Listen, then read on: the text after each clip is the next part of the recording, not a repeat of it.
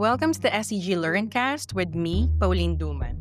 In every episode, I bring you insightful conversations around the subject of sustainable development and learning, helping us all to achieve a sustainable future.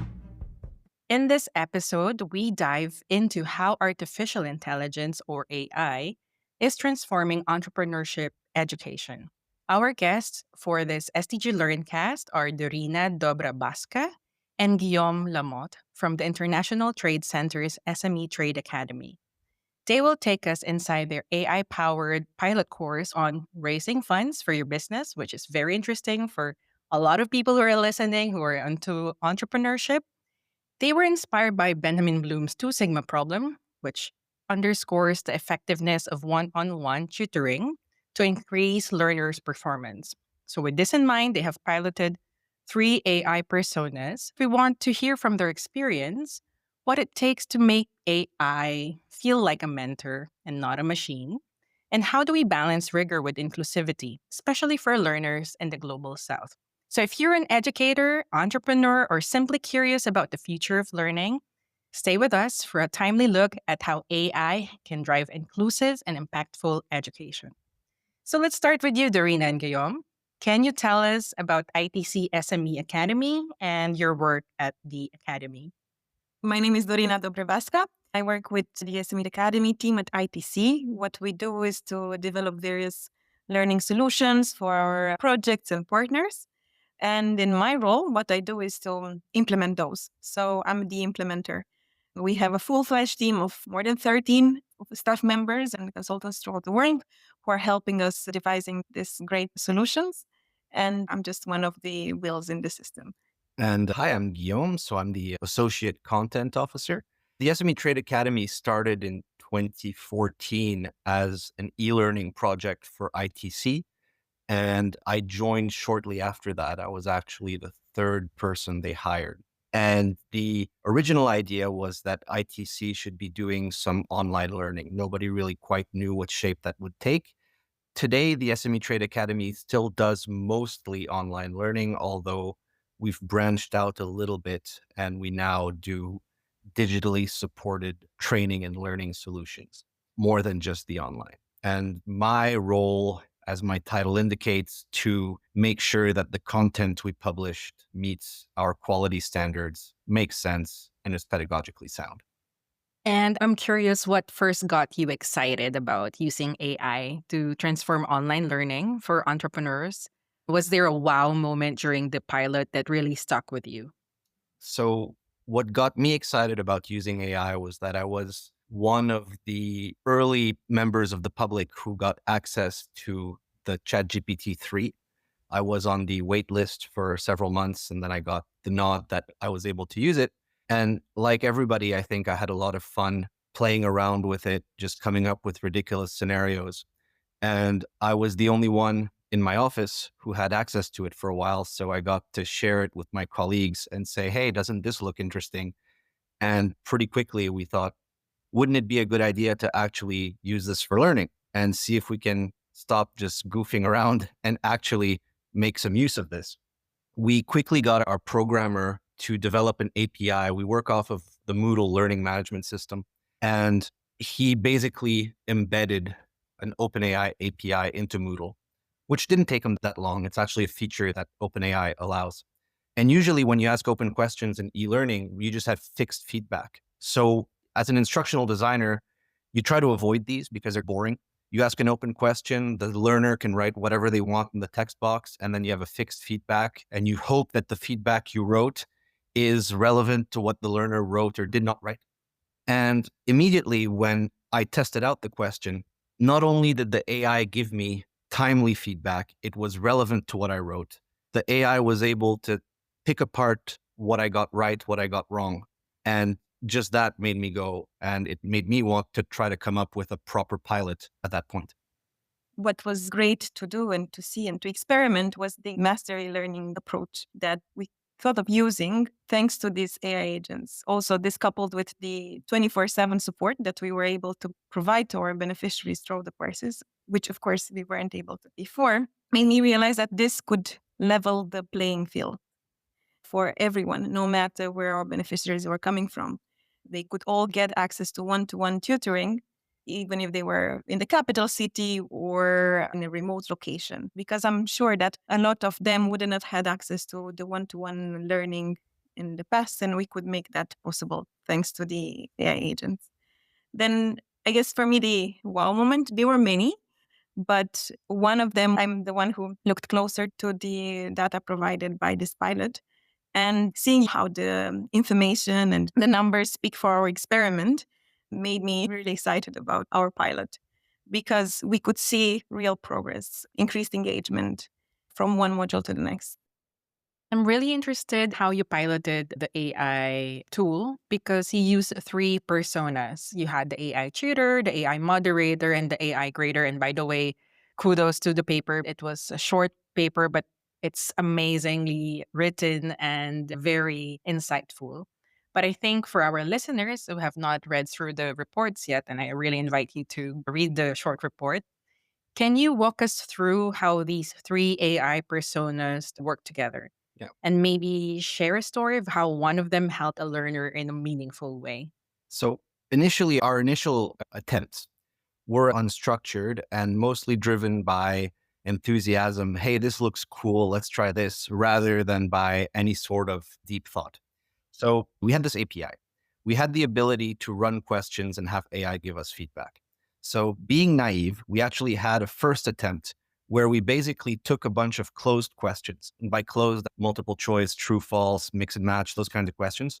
And I just turned them into open questions, got some AI feedback, and we ran a test course of that, just thinking, okay, this is going to be great. The learners are going to get the benefit of AI-powered questions. Everybody's going to think this is awesome.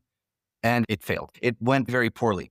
Most learners skipped the questions because they didn't feel like answering.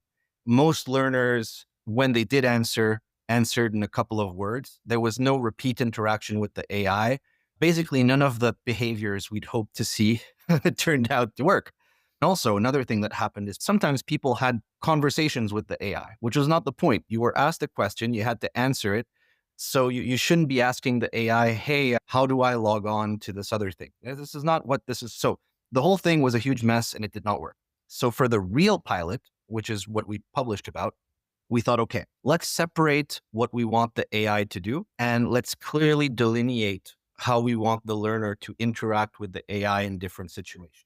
So there's one thing we wanted the AI to do is we wanted the AI to manage questions and we wanted it to grade questions. And that became the AI grader. The AI grader is designed to not answer you and it won't engage in a conversation with you.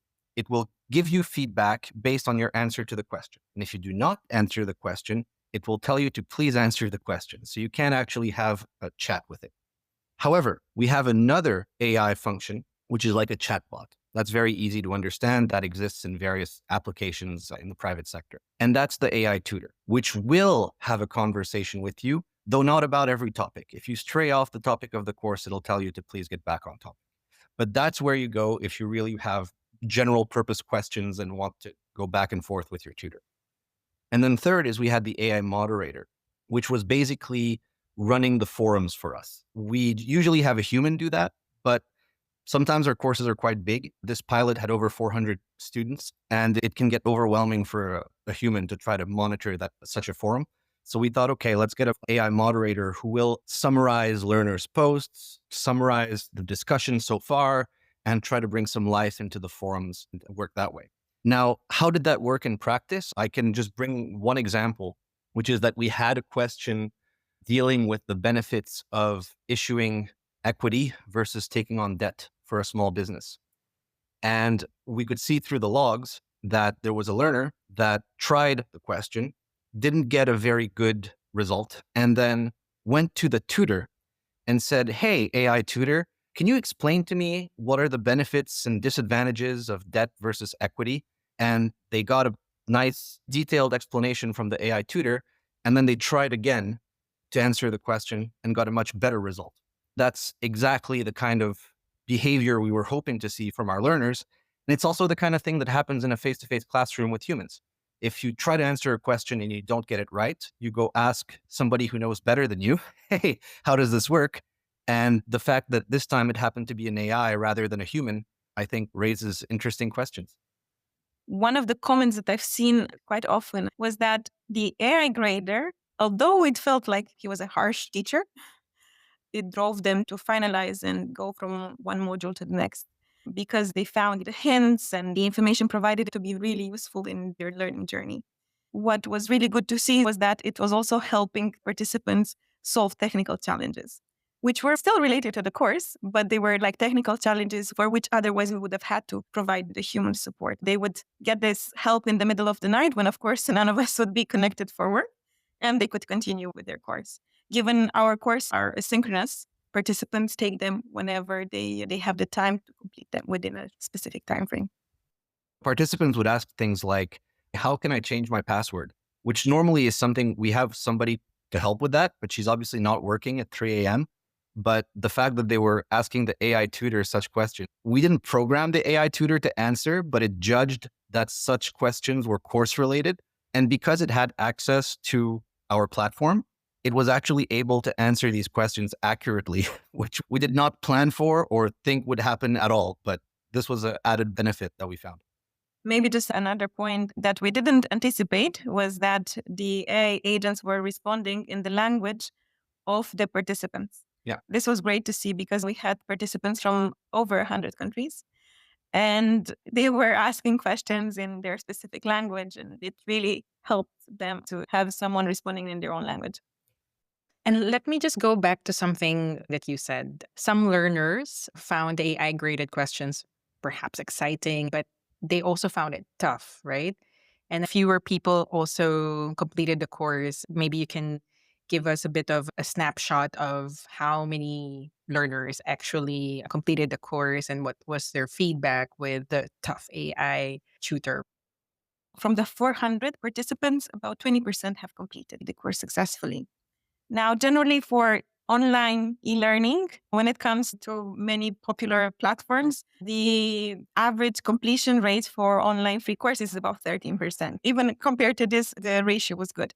For our other academic courses, the ratio is about 30%. We will have to accept that not everyone is going to complete. And what we have done to support this specific group was to increase the time that we allocated to complete the course. This time we allowed 4 weeks because we realized it does take longer. It required more work and more engagement with the modules because we didn't have multiple choice questions anymore, but we had more like case studies to be completed by the participants. There's one thing about the AI is people thought it was harsh. This was a part I was responsible for personally. I was very careful that the grading scheme was objective. So we gave the AI a scheme by which to evaluate participants' results. We would ask participants to come up with 3 valid reasons why a business might want to issue debt. And in the course, the participants would have been presented with 6 different reasons. So we wanted them to identify 3 of them. The grading scheme would go something like this. If you get absolutely nothing, you get 0. If you get 1 reason, you get 1. If you get 2 of the 3, you get 2. And so there is no real space for learners to say, oh, I was misunderstood by the AI. We did not even get a single request of learners who thought their grade was wrong. What we did get was learners who said, come on, couldn't have you come on. So that's what we got. And so we did tweak the AI a little bit. We literally changed the prompt to say, you are a kind and empathetic tutor. You want to motivate learners to continue. And that changed a little bit the voice register that the AI was using when talking to students, which seemed to help. Another thing we did was we asked, when the AI is giving feedback, we asked it to generally try to conclude with an encouragement or a call to try something else. And that also seems to have helped. A lot of this thing about the AI being harsh, I think, was a matter of tone and not a matter of learners failing more necessarily. But do you think there is also the factor of motivation? Because the topic's about fundraising for your business, right? Definitely they want their businesses to succeed. Yeah. It's important here to keep in mind that what we did was a pilot. And since then, we did publish the course on our standard platform, and we've run one session of the course as a course. So the pilot is perhaps not 100% representative because it was advertised as, hey, let's test this out. We've got a new technology that we want to run. And we basically sent out a mass emails to all of our database of learners. Would you like to try this new thing we're doing with AI? Come do it. So the people who took our pilot, probably a large proportion of them were more interested in testing out the AI tutoring than they were in raising funds for their business.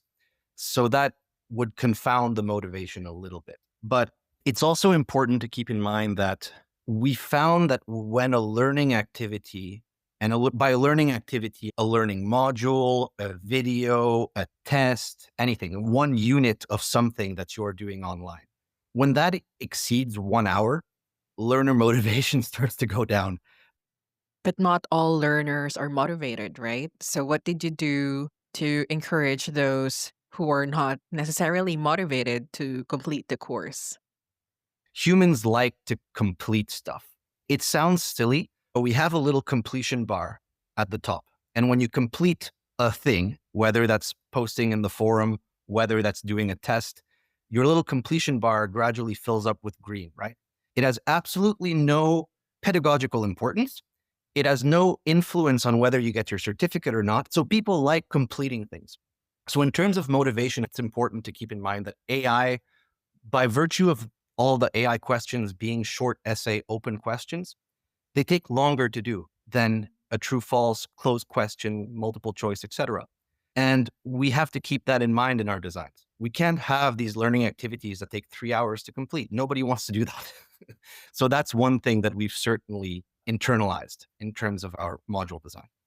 One thing that we are now reevaluating quite seriously is basically changing our module design, because AI questions will roughly add a third to completion times of modules. And so we have to see how we structure the information presented so that we don't have these 2 to 3 hour long learning units, which is difficult for people from a motivation standpoint.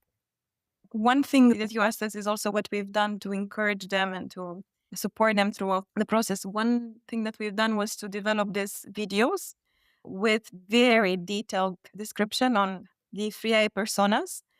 Plus, we would include videos on how to take advantage of these AI-powered questions and how to best respond to the questions. So we've seen that written instructions at the top of the course, they're not necessarily visible. And they're visible. People just don't read them.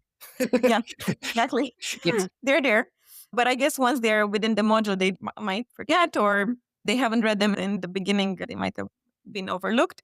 So we've seen that this has helped as well. Having those video instructions included in the modules themselves really assisted the participants. So One thing I picked up from what you said is how you made the AI more sympathetic and empathetic, especially in response to the feedback about it being too harsh.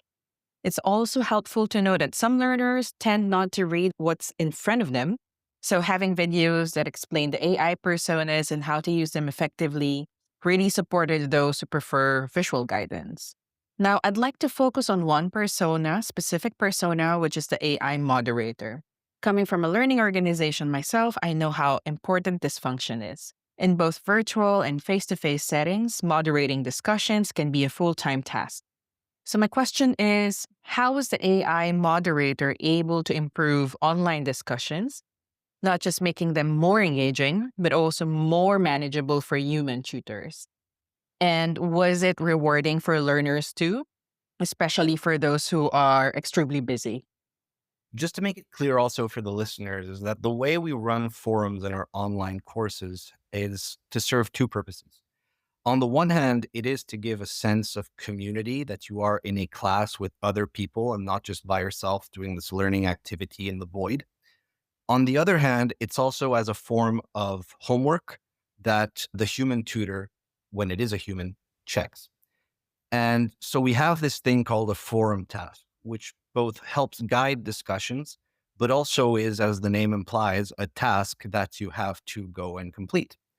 And these are often tasks assigned to talk about your own situation, your own country.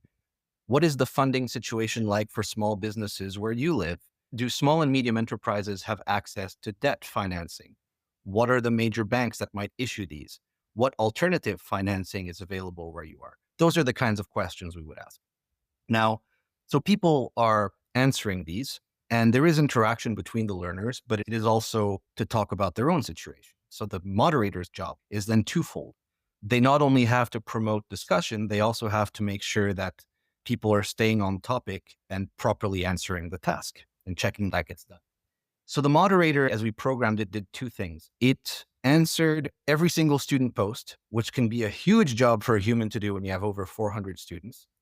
It would not engage in long, drawn-out discussions with students. We decided to limit it to a single post to answer post to give feedback on the students' posts in the forum. And then every so often, it would roll up the student posts and it would have a summary. Okay, here's what happened over the past couple of days.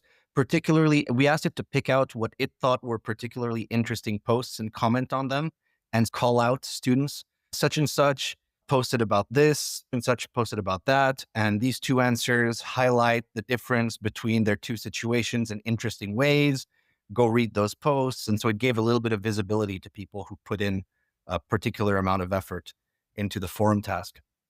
I think it was very useful. One student, I remember this because I looked at the forum, one student saw the AI moderators reply to their post and they just posted under it, all capital letters, awesome. So I guess they saw value in what the AI moderator was doing.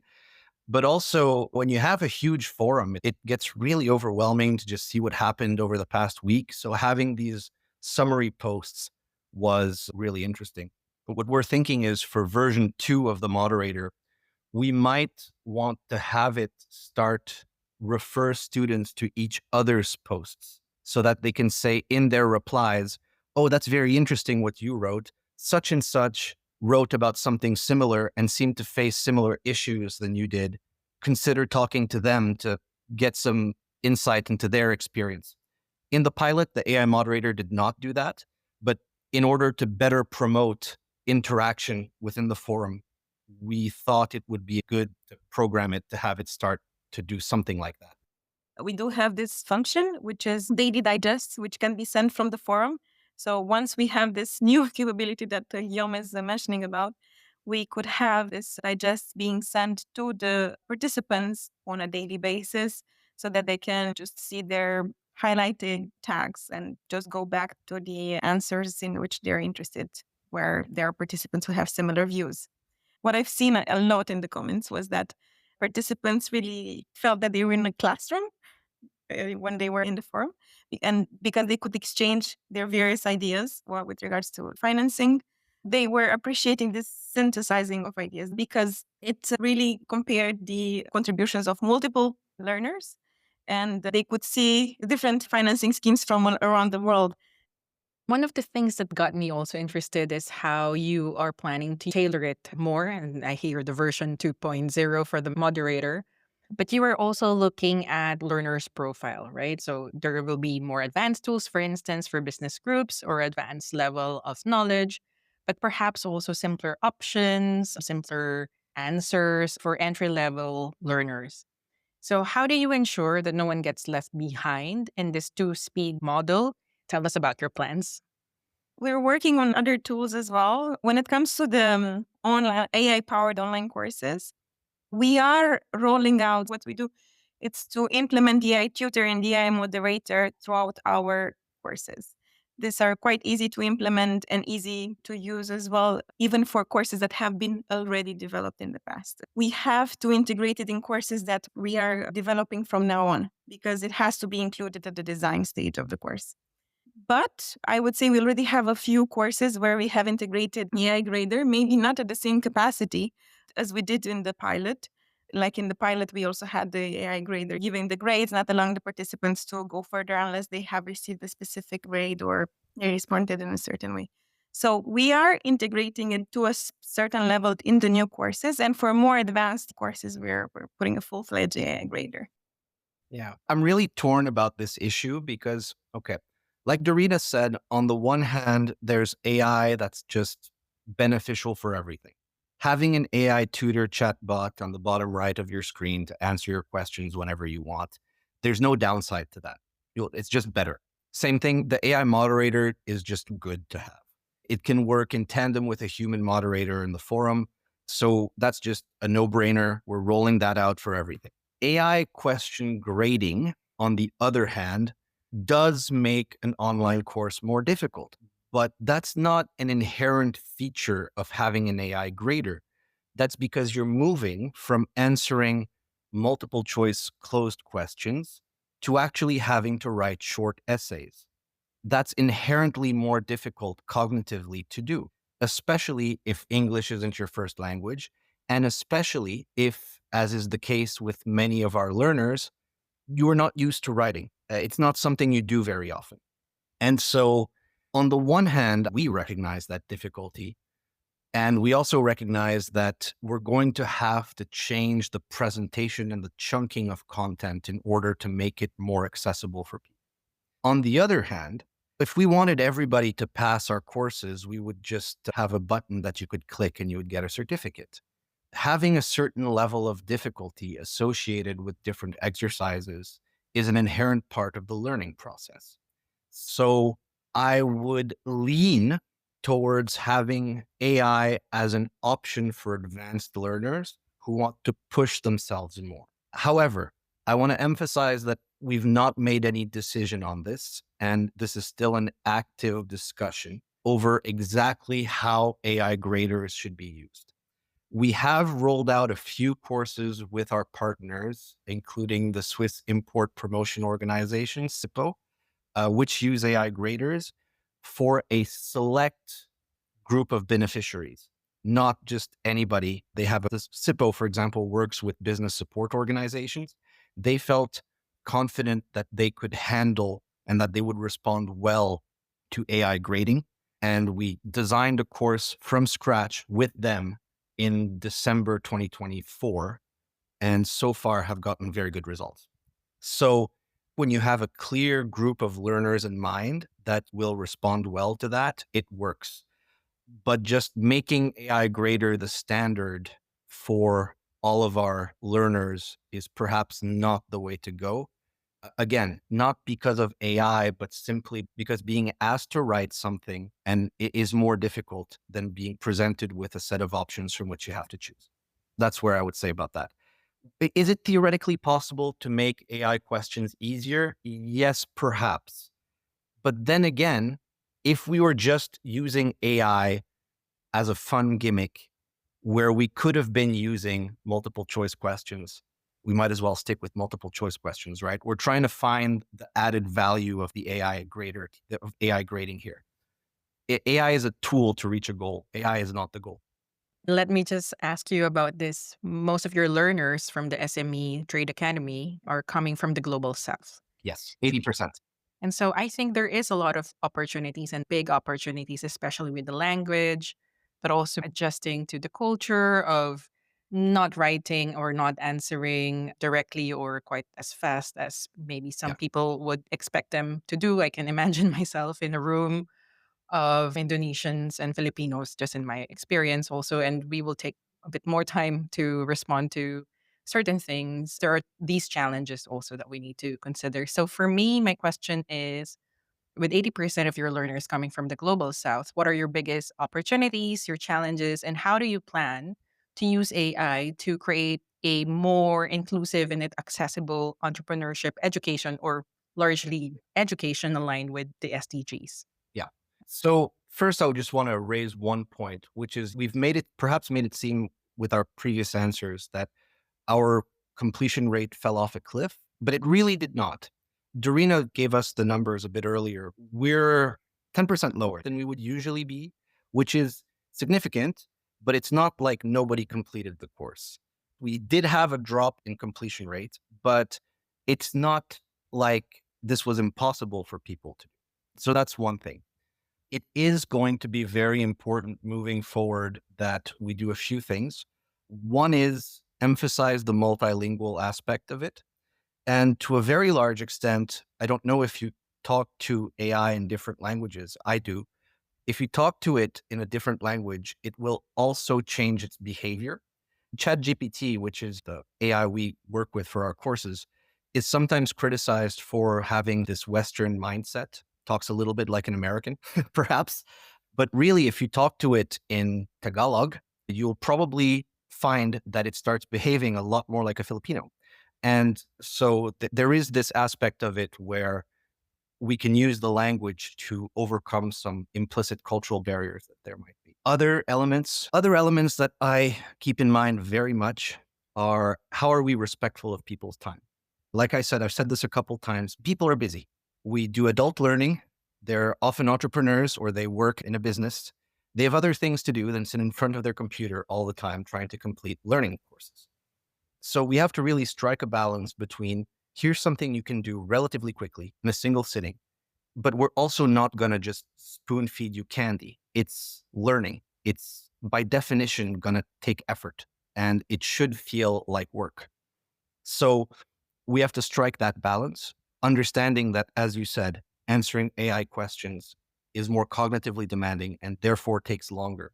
And therefore, when we create modules that have AI as a central feature, can we shorten them? Can we have perhaps one AI question at the end instead of a series of AI questions? Can we have the AI as your summative exercise? These are all design questions that we're asking when we're creating modules that have AI in them, instead of simply shoehorning AI into these existing modules to try to take the place of some closed questions that were there before. It's one of our discussions was to have technologies like speech to text or text to speech, especially for participants with disabilities or low levels of schooling. So this is something that we're envisioning for the future, and we're testing now different technologies in this sense. And then when it comes to accessibility, maybe just to mention, and this for all our listeners, that all our courses on SME Academy are free. And then they can be accessed on any device. As long as you have internet connectivity, you can access them on any device, like a phone, tablet, laptop, it doesn't matter. You just need also the internet connectivity and you're good to go. We haven't gotten it to work quite yet, but if we can get it to work, speech to text will be huge, because writing is hard, especially in your second or third language. And if we can get our learners to just speak, that's going to be big. The problem, obviously, is you're dealing with a lot of accents. You're dealing with people from different parts of the world. And so the AI would have, like, the speech to text recognition will have to pick that up properly. But if we can get that to work, that'll be a big jump for accessibility. And finally, I'm sure a lot of our listeners who are educators, entrepreneurs, or young change makers are so excited to listen to what you've learned and what you've shared.